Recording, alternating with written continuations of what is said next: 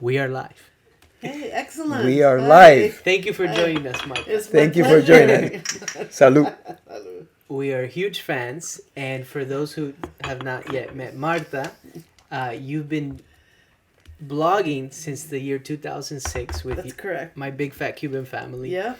And today I get to sit with two Cubans. So I feel privileged. How did you start the blog? For those who don't know, tell us a little bit how that came about. Okay, so back in the day, back in 2006, a lot of people had their blogs, and they used it as just a journal keeping. So I would post a photo and I would write the story. And it turns out that when people would type in Cuba, because I wrote about Cuba a lot, my site would come up. Okay. And then I started that in October, and then in December, I posted a recipe for crema de vi. Do you know what that is? It's Cuban eggnog. Oh, okay. Okay, homemade Cuban eggnog. And suddenly, I got all these hits. And another blog site, which was Babalu blog, they found me, and they started, you guys have to go find this recipe and make it. And so he put me on the map. And that's how I started. It was just stories about me, and I was homeschooling my kids, so I was telling about how we did it, and and then what it was like being Cuban and homeschooling in South Orange County. So we'd get in our minivan coming home from soccer, but we have Celia Cruz playing in the car, So, and I would be coming home. We'd be making picadillo. So we kept a lot of our culture, even as we did all the things, that were required of us, Sure. as residents of Orange County. So, Beautiful. yeah. So it was for fun. It was a passion project. It was, yeah. You just started blogging, and then something happened that you didn't even plan. It was not my plan. And then Wow. a few months after that, Val Prieto, who is the owner of Babalu Blog, said, "Hey, why don't you come and cook like once a week on our blog? Just, post a recipe." And his blog was very political. If you can imagine Cubans talking about politics, Right. they would have the comment section went on for days and days. And so I was very hesitant Yeah. to jump into that. And he goes, "Just go ahead." So I would, I think the first one was like, I don't know, ajiaco or something. Something very Cuban. And, of course, comment section, people said, "Well, my father used to make it like this. Yeah. Mi abuela le ponía," whatever. Because Cubans can argue about anything.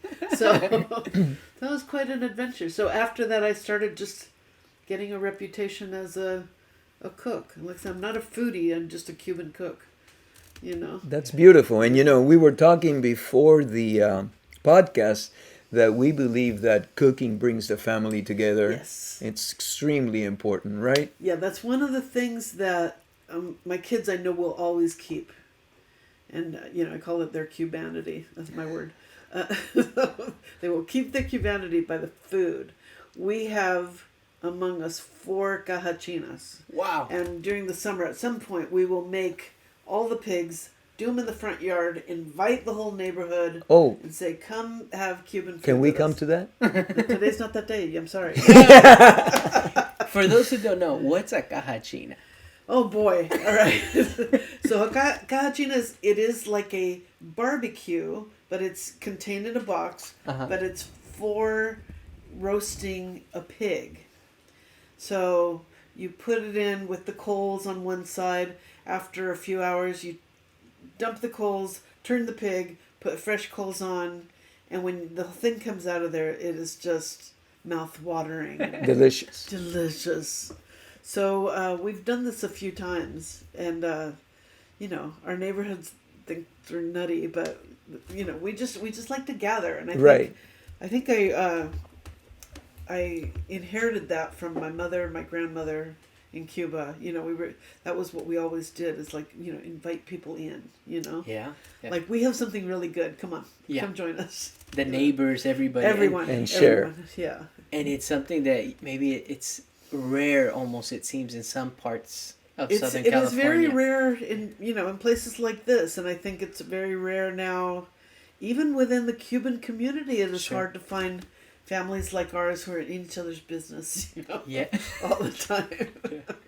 Now, you also have one particular day, right? Like you choose Fridays Yeah. to get together. Okay, so every Friday we have Darby movie night. So we show a movie outside. Outside. It's right behind me. That's why I'm pointing this way. We have a giant screen that we put up there. We have a projector. We do the whole thing. And we have food according to the theme of the movie. Oh wow! And we dress up too. So it's like this whole. It's too much, but it's great. Yeah. And that's every Friday night. Every Friday night during the summer. That's unless great. something comes up. So It keeps the family together. it which keeps is our beautiful. family together. It keeps us connected to our neighbors. Yeah. I love Halloween too. On Halloween, we do the same thing. We make food outside while the kids are coming up. And we get them the giant candy bars, and we engage people, have them stay and talk. We show a movie in the front yard. Oh wow! So that people will come. I don't know. We just want to bring them in. It's like what we have is really good. Yeah. We want to share it. Wonderful. You know how you said earlier that Babalu was a very political, right? Yes. And it almost seems like I was born here in Yeah. California, right? But my dad's Cuban, my mom is Mexican descent. Yeah. Nice. It almost seems like being Cuban, you're political to a Yeah, certain that's extent. right. If you are Cuban, you are political. That goes without saying. It's true. So, can you tell us a little bit about you were born in Cuba and how your family came? And Yeah. Okay, I can tell you that story. We were very wealthy. Very wealthy family. We had help. We had a chauffeur, cook, maid, all of that. We had a big old house. We had a house in the country, which wasn't very far outside the city of Havana. We had a beach house in Varadero. Oh wow! So, you've heard of Varadero. Probably. Yes, It's yes. the most beautiful beach in the world, as far as we're concerned. And my dad was an electrical engineer. He owned one of the largest firms that did most of the electrical work on the island. The last thing they were working on was those lights over El Malecón. Oh wow! wow. That's So a that big was project. Yes, it's a huge project. Yeah. Well, one of the last days that they were working on it, he went out with his, a group of his guys, and who was waiting for them? Che Guevara. Wow. Yeah. So my dad said he's never seen, he goes, it's like if you're looking to the eyes of the devil, you're looking into Che's eyes. And he was there, and they took them all and put them in jail. Like they did back then. For what? It was recreational. I don't know. For Right. just being Cuban in Cuba. So they took them all, and they were shot in the morning. My dad escaped. They let him go. But miracle. That was a miracle. So he went to his office, called my mom, and said, I'm going to Miami, get the kids out. I'll see you there. Goodbye. That was it. She didn't know where he was or what was going on. So What year is this? 1960. He left in the late 1960. Meantime, my brother was a Pedro Pan. He left on the first flight, the first Pedro Pan flight. So he left the day after Christmas, 1960. And so he lived with Father Walsh was his name. Now, since Monsignor Walsh, if you looked him up, Pedro Pan, Monsignor Walsh, he's like the guy who organized getting all the kids in. So he lived in that orphanage for a while, for a few months. So my dad is on this side, my brother is on this side, so my mom sent one of my sisters. They can't feed themselves, you better go. So one of my sisters left. I'm a 5-year-old. My family's disappearing little by little. Where's Rudy? Oh, he's gone. Where's Papi? He's gone for traveling. Where's Helen? She's gone a little. It was so Can you imagine? Traumatic. A 5-year-old, yes, 5-year-old. very Because traumatic. you're perceptive already. You're asking questions Asking at 5. questions, but Yeah. no answers. So then we got our. Am I going too long on this? No, Okay, no, all right. it's very no. interesting. So It's a very interesting my story. mom took us down to the place. We all got our shots and everything we needed to do, and one of them was smallpox, and my sister, her smallpox shot took, so she got very sick.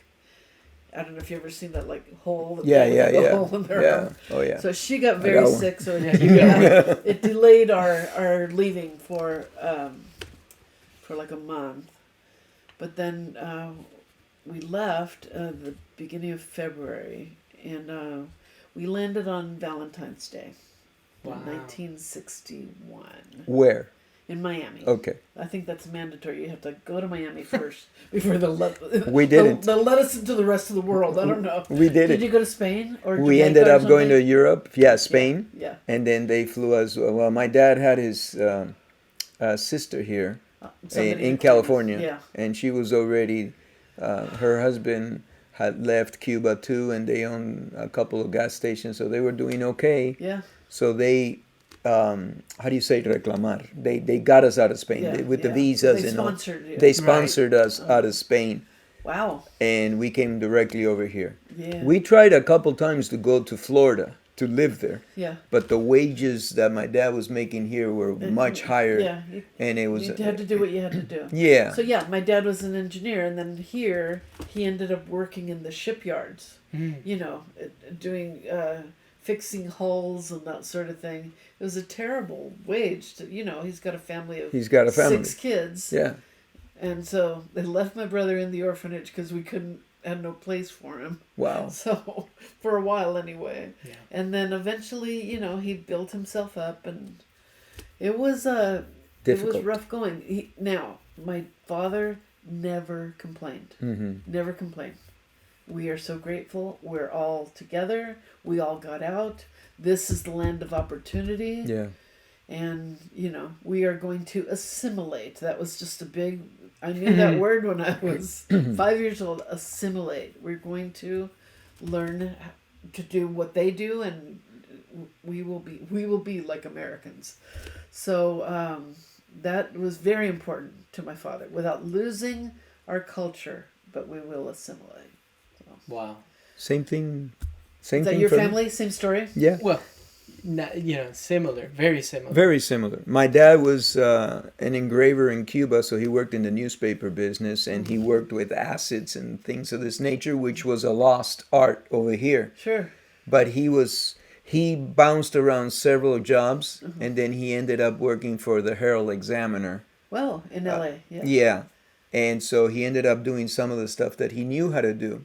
And he got the job because it was a lost art, and he was able to mix. It was going, the working with the acids and things of this nature was disappearing. But he was able to save some really good headlines and stuff like that, and he got noticed, and then he learned. So anyway, he was able to get his job, but he always said this was the land of opportunity. And when he got here from Spain, I never saw it, but I heard the family always talk about it, that he bent over and he kissed the ground that he was standing on. Yeah.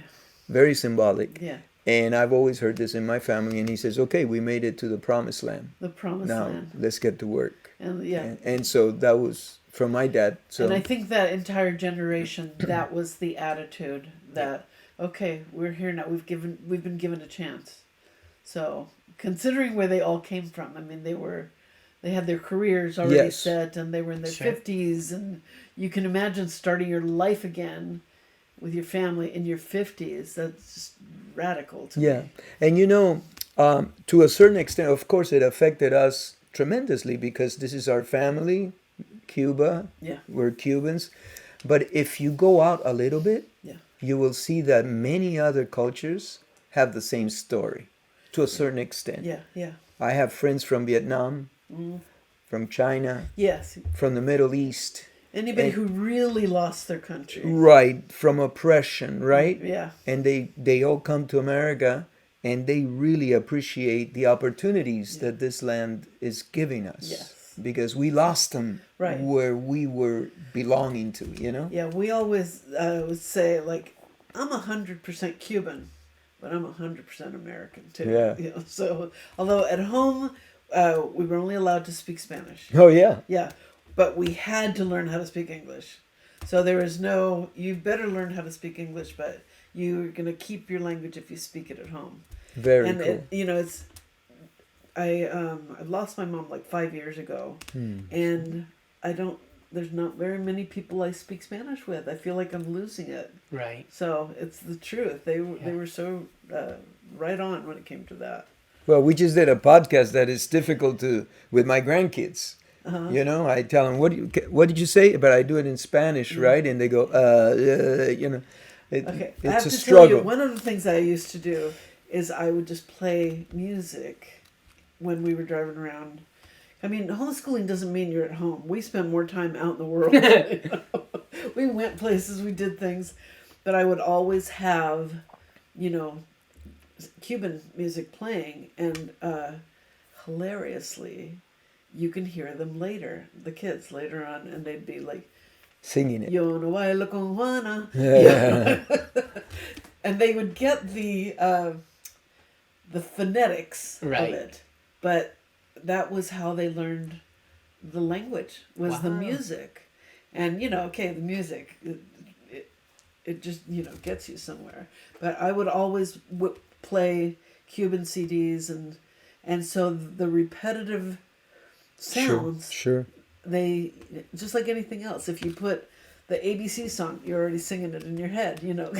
Right. The best way to do it is with music. So I did that a lot with the music. And then, of course, with the food. This is our food. This is what our people eat. And, you know, there's a lot. My kids were shocked that there were Cubans who were Chinese. Oh, wow. That, like, blew their minds. What do you mean, Cuban Chinese? Like, okay, we go to New York, you'll find out. So Cuban Chinese they took both of our cultures and married them into the most delicious food ever. Is that where what is it, the Congris Oriental or Yeah, these some of those dishes come that from? are crazy awesome. They Yeah. put, you know, a little bit of what do you call it, soy sauce in it, and your mind is blown. You're traveling through time. I don't know. So anyway, so we were able to talk a lot about our culture and what we lost and how we handled it. And I like to set a table. I like to set a, you know, real table. And the kids always had places. And they still do. They sit at their place. And it was very important to me that they feel that they had a place. This is your spot here in our home. You're valuable, and it isn't just first person to sit down. It's like, no, this is your place, and you are setting the table for them. And that's carried on. They've kept that, so which I love. Beautiful. And that's every Friday. Yeah, and we do that every Friday. But Friday now we're feeding the neighborhood, so That's a lot of work. that's a lot of work. In between, we have, you know, like next week is our anniversary, and it's my daughter's birthday, and we will have a family dinner. Not like we don't get together enough. Right. Reason number 8,000 Yeah. to do something. You know, else. that's interesting because I also started something similar, although I'm not cooking it. Yeah. I have a Friday night family dinner. Oh, that's great. There's nothing And better. everybody comes, Mhm. and we either go to a restaurant or we order in, Yeah. or somebody cooks a little something and we bring something. Yeah. So we always try to do that because getting the families together is important. Yes. You know, especially for the younger ones, for everybody actually. To have that connection Yeah. is so important. It's so important. So even when we have a lot of people here, Eric, you saw the chairs outside. He's getting ready to set them all up. We will kind of like usher. Here's like, oh, why don't you sit here and here? Because you know how that is. You walk into some place, I Yeah. don't know what to do. We Right. want them You to feel welcome like them. we want them here. Right. That's beautiful. Yeah, it's a hospitality thing that my mom taught me. Because not everybody has that warmthness of, you know, even though you can try and train people, you see it in some restaurants, like, Yeah. they don't got it They don't got sometimes. I wanted to ask you, going back to your blog, Go ahead. and we're gonna link it all in the description. So for those listening, if Let's they see haven't how seen this it, goes. so you started My Big Fat Cuban Family. That's correct. In 2006. Yes. You are one of the first Cuban American influencers, we could say, Influencers, before the yeah. term came about. Yep, it's true. You know, my grandma would tell, I would mess with my grandma sometimes because she would say, oh, yo soy cubana. And I'm like, yeah, y yo soy cubano. So I would say, oh, yo soy cubano. And she would say, no, no, no, tú eres americano. You're American Oh my de goodness. descendencia cubana, Yeah, right? they get crazy with that. They get crazy with it, right? This is but I get it. I get it. Yeah. What do you think? You created a blog. You're super proud of your culture, being Cuban. You Yeah. instill it in your kids. What do you think about being Cuban makes us so proud? Okay. I wanna how know much your time take. do you have? We'll do a part 2. We'll do a part 2. Okay. First of all, it's very rare that you will meet people who will introduce themselves as their whatever their generation.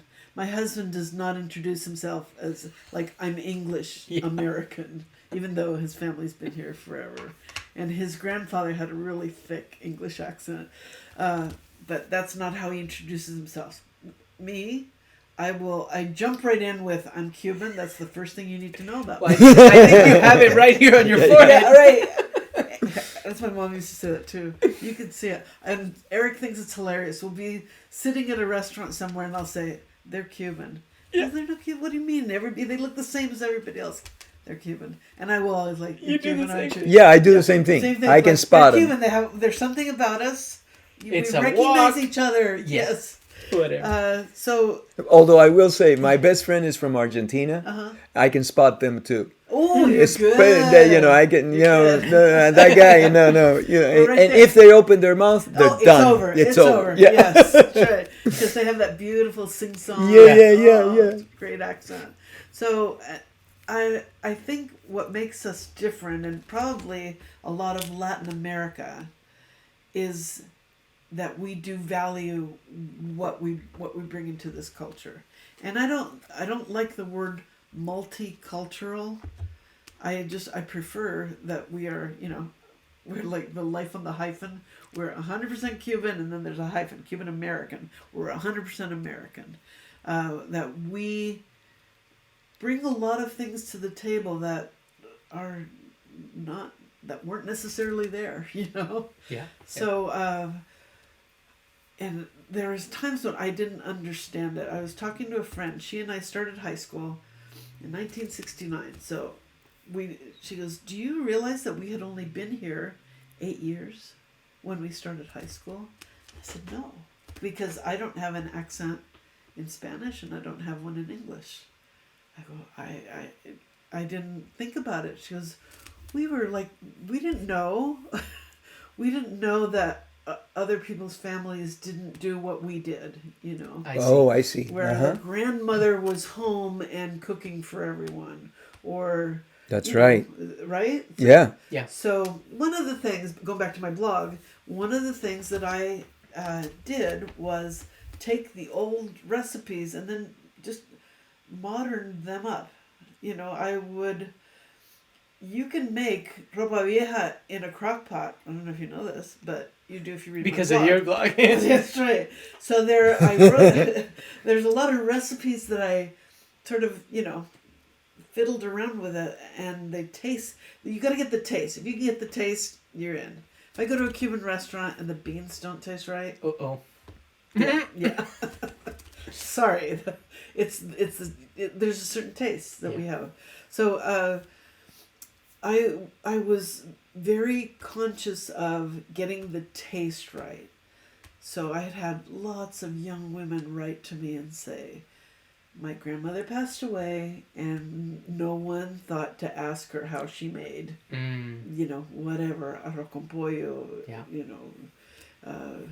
whatever it is that she made well, picadillo. And she goes, so I go to your blog and then I make it and the taste is just right. I'm like, yes, that's what I wanted. I'm winning. You Yeah. nailed it. Beautiful. Yeah. So that's Because it takes them back to Oh. grandma. yeah. That's You know, and they abuela. you know they're regretful that they didn't sit and talk with her and get her Yeah. stories. With my mom, I videotaped her quite a bit. as Tell she us got older. about that, because there was a time where she was living with you, or was she always living Okay, with you? she was always at home. After my dad Okay. passed, she was in her home, and she had a gal that we hired to be with her Monday through Friday. So then weekends, she'd come here, and then we'd set her up. She had a bedroom, and she was just with us the whole time. So my sisters and I took turns having mom, Very for cool. the weekend. And when you had her, she just wanted to tell stories, and she would write some of it, and oh my gosh, she's so funny. Era medio coqueta, Mhm. So she would start to tell a story, and she'd start writing it down, and then she'd go, "Well, that's not really how it happened," and then she'd tell me the truth, and then she'd go back to writing her story. Oh, wow. So Modify it a little. yeah, so she edited herself. Oh. So she would write her stories. she started to write her stories, but they were not true. Oh, wow. So she she Yeah. would just Is start that- writing a story. What is it? Not fiction? What is it? Historical fiction or Historical something? fiction. It was so funny, but the characters that she had in her stories, I remember very well. So she would talk about where she was born in Manatí, a little port town, and there was only 18 families that lived there. So she would tell us about life in Manatí, and then the families that live there. El Bolo, Prieto, Fernande, Lope. Right? She would just tell us about these people. So my friend Val, who owns Babalu Blog, he sends me a picture. He goes, "My dad just brought me this picture. We are on our computers sharing before FaceTime." And I said, "Oh my gosh, I have seen that schoolhouse before." Oh, He goes, wow. "How could you? This is my dad's schoolhouse." From Oh, wow. My dad went to school. I go, "En Manatí?" And he goes, "Oh my gosh, Oh, wow. yes." So They knew each other. I have my mother here, and he's got his dad over there. Oh, wow. And so That's something? Small world? small world. So then over here, Val's dad is telling him a story, and then my mother is saying, "We had a German Shepherd who bit this kid named Prieto. He bit him and took a slice out of his nalga, so his bottom." And so I'm typing this, and we crossed emails. My dad said that Perez had a dog that bit my uncle Pepin and took a bite out of his But butt. Like, stop it right now. I'm going to call you because I cannot do this. So I call him, and sure enough, our families lived in this tiny town. There were 18 houses. wow. It was another life. Yeah, of course. My Another my world. grandfather was the one who he was the, what do you call it, the tax collector when they come in from port. Mm-hmm. He Okay. had to la aduana. I don't Okay. know. Yeah, Inspector de Aduana. Yeah, That's it. okay, there you go. Yeah, yeah. And then his dad was like one of the big Asturian, Mm-hmm. background, big Spanish guy who would bring all the bags from the ships. So they knew each other. And then my family moved away, and his family moved into the same house That That's your crazy. that that your my fa- family Oh was. my goodness. Isn't that like? And then 70 years later, how could they know their descendants were blogging in the Yeah, U.S. That's on different crazy. coasts, and we get to know each other. Right, right. Yeah, that That's was amazing. like meant to be. Yeah, Wow. isn't that a great story? It is a Very. great So- story. Yeah. Anyway, so I met Val's parents when I went to Miami and Wow. Cuba Nostalgia, and he says, "Oh, that was my parents there." And I said, "Wait a second, I can make your dad cry." And he's a big, serious man. And I said, "Oh yeah, yo soy la nieta de Pérez Puelle." And this man just drops. He just, oh my gosh. Wow. And he just grabs me in a big bear hug. It's like, "You don't understand our families." And yeah, no, I got the story. Yeah, you got the story. So beautiful. yeah, it was beautiful. So Yeah. it really touched me that we had that connection. Beautiful. So, That's beautiful. So, You know, you obviously have a knack for telling stories. You say it on your blog, right? yeah, how am I doing? You're doing great. And but you also are amazing at writing, because when you read your blog, you kind of like I was reading one of the ones that you did about the Dodgers Cuban Day. Yes. Yeah, and it's like you're almost there. Oh, You know, the way I'm you- glad that you tell me that, because I write just from my heart. I'm not, trained writer in any way. I just write from my heart. I gotta tell the story. It makes my husband crazy because I have to have the detail. You gotta have this detail, or they're not gonna get the story. Yeah. So I write from my heart. I really genuinely do, and you can tell when I do and where I'm. And I usually write. It's like a train of thought. Like the next thing I'm thinking is gonna come right out. Yeah. No, So- but it's cool because like even the one with Willie Chirino, Oh my your personality comes through the text, and that's really cool. Thank you. Yeah. Thank So, you. how did you name it My Big Fat Cuban Family? Because I remember that movie. My big My fat Big Greek Fat- wedding. Right. Right. That Yeah. actually, that movie was kind of, from what I understand, was kind of like a sleeper movie. It came out, I think, in 2002, but it brought in They- like $400 It million. had no advertising. No advertising whatsoever. It just was word of mouth. Word of mouth. My Big Fat Greek Wedding. Greek wedding, and And- we just liked it. And then, I remember going there. Sorry to interrupt you. Go ahead. Watching the movie, yeah, and I was thinking, it's just like my family. This is just like Yeah. everything that's going on. It's just like my family, and I'm sure that a lot of people, and they're Greek, yeah, right? right. And In so any they're on the other side, yeah. so of the world. And I was thinking, it's just exactly like the stuff that's going on in my household, Yeah. And so I thought it was really cool because it's a it unites the world, right? Oh yeah, And- it's a what do you call it? It's an There's a evergreen common story. common thread, right? Yeah. Everybody wants the best for their family, no doubt, wherever you're coming from. Absolutely, Yeah. But how did you name it? Did you just Okay, so this is how'd you another come up story. with This is another that story. name? That was Okay, so at Christmas time, my kids and I would do a video for the family. So we would videotape things all with a camera. So before we had phones that Uh-huh. could do this.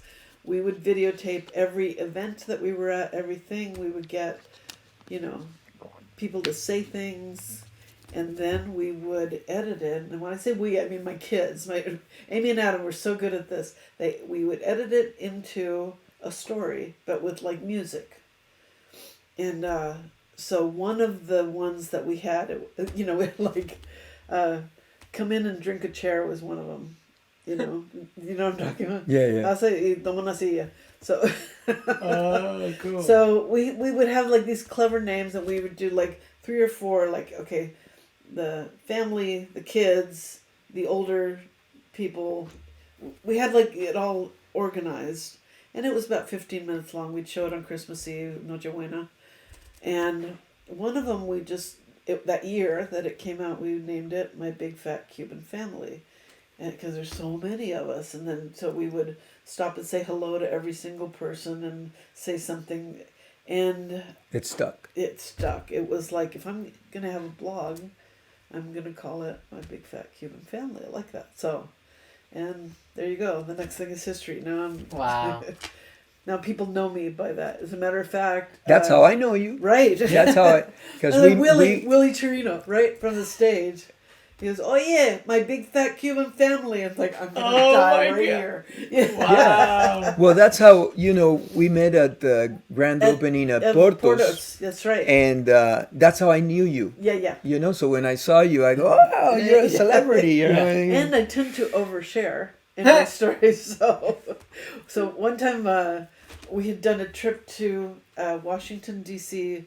with my husband and my kids, and we went to Arlington Cemetery on, it was Mother's Day. It happened to be the day we were there. We went to the cemetery. Car drives by as we're walking back to our bus, and someone says, "Hey, Eric," that's my husband. And he's like, what? He goes, my big fat Cuban family. Wow. And he kind of like points to me. He goes, "Oye, Marta." I'm like, what is going on in my life? You know. So I kind of put it out there. I said, whoever you are, write to me and tell me what you were doing there and what happened. And she said, I knew that you guys were in D.C. because I had been writing about it, and I knew I was going to see you that day, and I was so excited. And she says, I have an aunt that's buried there, and she's, served his country. And like, Yeah, very cool. oh, come on. Wow. So No and it's kidding. opened connections with different parts of the United States. Also, is it Yes. outside of the United States or Yes, mostly? yes. Okay, there's people outside of the United States who recognize me because I do overshare. I do just tell, as I'm doing right now, I'm probably saying too much. So, I'm either boring you or you're just No, fascinated not why at all. this woman would say all these things. No, Yes. I love it. I love it. So, yes, outside of the United States and Wow. in different places. And I get recognized when I went to Cuba Nostalgia, but I took my two older kids. And Adam is the only one who doesn't really speak Spanish. But he says he'd see like this middle-aged women. They would start walking towards him, and they'd say Adam, and then he'd go Hola, Oh, and that's it. and you go, yes. And move He on. didn't know. He didn't ask, and he Yeah, just that's okay. Hola. Well, sometimes, because we had a little bit of preview before we started recording, sometimes things get said that are really, I think, important and they don't get caught, in the recording. Something that you said over the phone Oh, okay. to me a couple days ago before we were planning on getting together. I think it's very important, and I want to mention it real quick. You get together with your family. Yeah. Oh, yeah. They all come over. It's a blessing. But you said, I'm very intentional. Intentional is the word. Thank you for bringing Very that up. intentional in what it doesn't happen by luck. No. It doesn't happen out of the blue. You are determined and intentional Yes. to do the things you do so that this unity. Thank you for reminding me because that is very true. Like I say, when we would do videos, I would do it with a list to make sure that we had at least one shot of every single Everybody. person in the family doing whatever. It could be, speaking, dancing, walking by, but everybody's represented. Wow. And at the end, we do credit to everybody's names on there. See, that's It's intentional. it's Right. beautiful because it doesn't happen by osmosis or luck or anything like that. It happens because there's someone in the family like you, Right. and I think every family has one.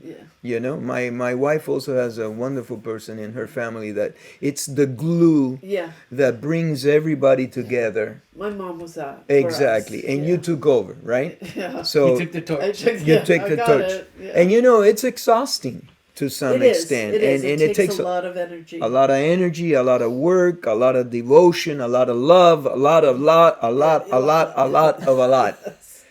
Sure, just interview Eric next because he's the one But- that keeps me propped up. You You can know- tell that he is a very important place in your life. But go ahead. No, but it's true. it doesn't happen because the message is, these families that retain this unity, Yeah. it's because there's someone in that family that is intentional. Yes, Right. and I don't That think is- it can be done otherwise. I think you can invite people to stuff and they can come and go, but when you're intentional about making them feel specifically welcome and that they have a place, Wow. I think that's a huge thing. And maybe, beautiful. maybe it's one of my childhood wounds or something, but we all had a place and we always knew where our place was. Wow. So once you see your name on a little place card, Oh my God! See, it feels so warm. you're teaching me such a lesson because look, my grandkids are everything to me. Yeah. And when they come home, of course, the first one was always sitting in one chair. Yeah. And then now that chair he always thought was his. Now we got the other one, and when he's not around, they sit in that chair because it's very convenient Yeah. to feed them or whatever. And now when they all get together, hey, that's my chair. No, that's mine. Okay, And no. they're fighting over the chair. So how do I resolve that? Okay, so Name tags? we, Yeah. A little.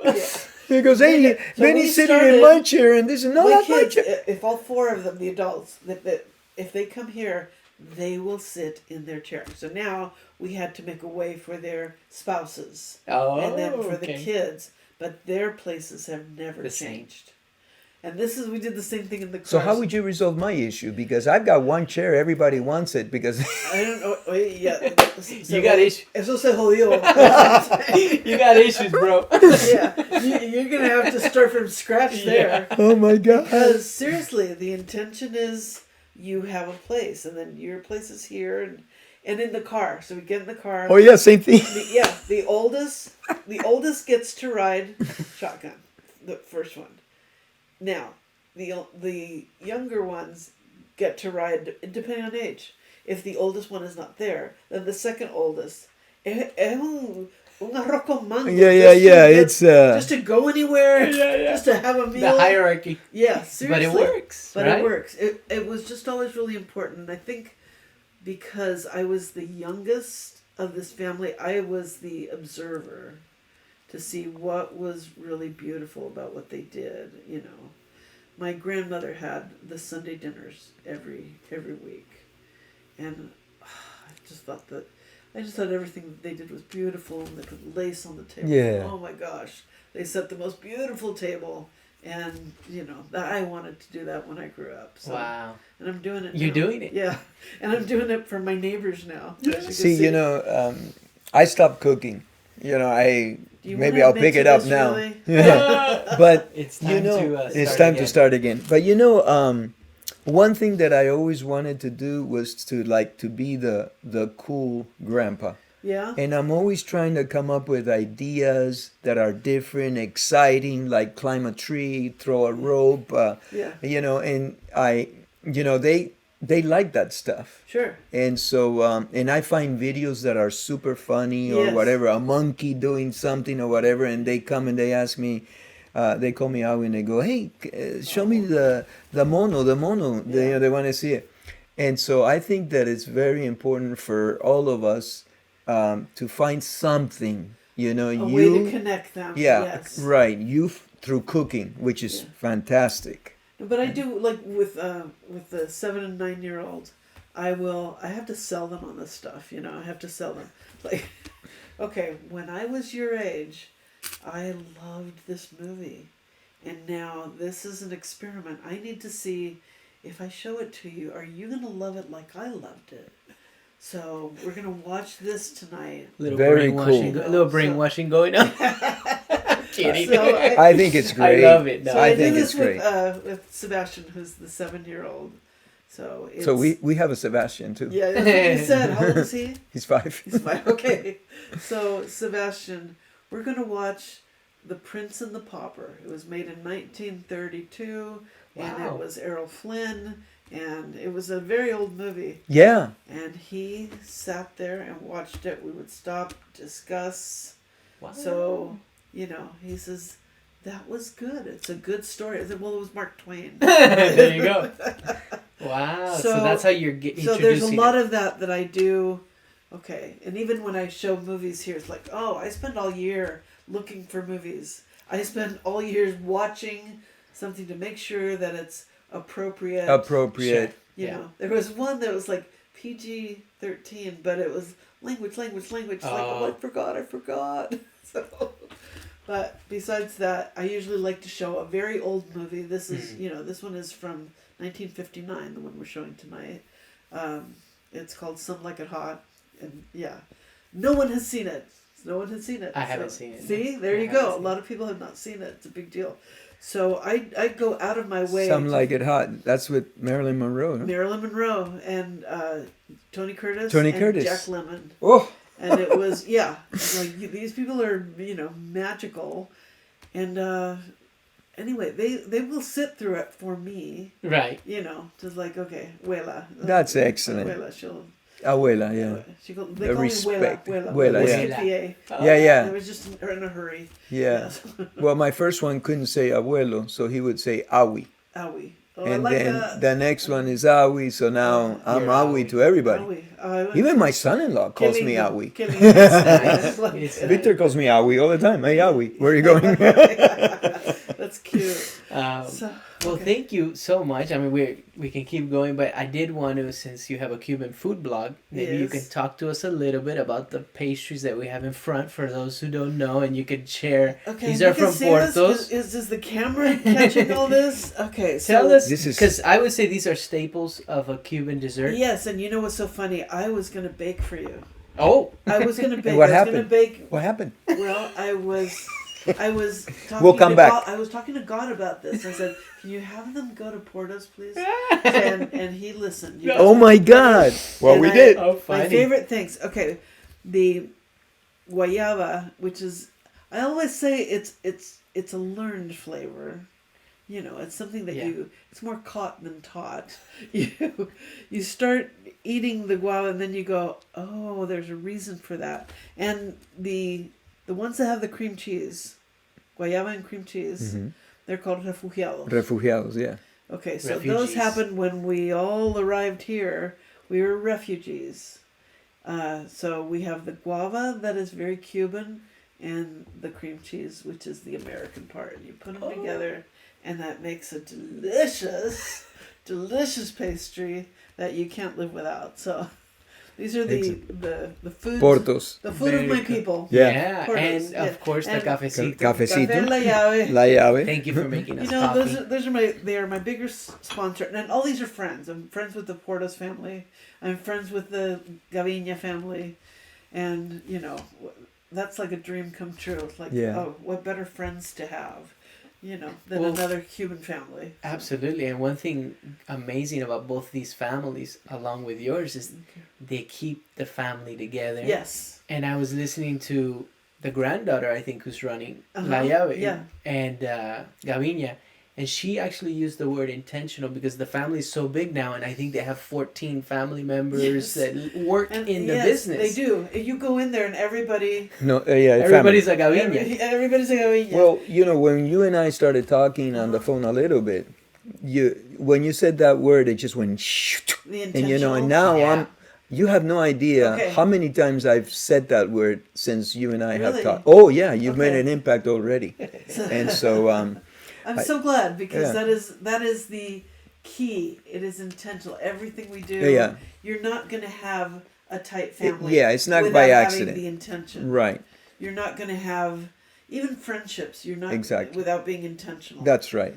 So I was very sick a couple of years ago with COVID, and because it was during COVID, I was 36 days in the hospital, Mm. and I Wow. lost just all my muscle tone. It was very hard. But I have friends who FaceTime me every day, even though I couldn't hold up my phone. So I'd have a nurse have to hold up my phone because I couldn't use my hands. And those friends were intentional in trying to keep Keep you alive. yeah, Spirit. Your my- spirit and my your spirit, your enthusiasm your for energy. life. Yeah. Because I was like it hit me very hard. Okay. And so well, thank God you're here with that us. is my word, intentional. We Very have to good. have intention Yeah. to do, to show who we are, right? Yeah. Well, I'll share a story, and Please. I think we can wrap it up. Sure. But Three we'll have. Cubans, Well, we I talk a don't lot. have like We talk 5 a more lot. stories to go. No, but I'll tell you what. We'd love to do another one, and I love to get our families together. Oh, wouldn't that be especially lovely? on one of those Friday nights. We'll work on it, and we will Okay, do it, all right. and it'll be a lot of fun. That will be. And we'll do some taping and stuff and Okay. show the world. But let me share this story with Please. you because we're talking about family and uniting families of all over the world. Right. You know, it doesn't matter where you come from. Right. We just happen to be Cuban. Yeah. But I read this about a week ago, and I was gonna put it on one of our podcasts, but I thought it was very appropriate for this one. And Okay. I like mysteries. I like things that people don't know how they work and stuff like Yeah. that. So here it goes real quick, so that you see the bond of families. Yeah. Okay, there was this lady, and she was pregnant, and she had the baby boy, and unfortunately, shortly after having the baby boy, she passed, and she was a donor. So she donated her heart. And they did this experiment. And the baby was crying very, very much, very, very much. And one person would hold them, another person would hold them, Oh, and you're the gonna make baby, me cry. the baby would not stop crying. The person that got the heart of the mom, okay, ended up holding that baby, and the baby stopped crying.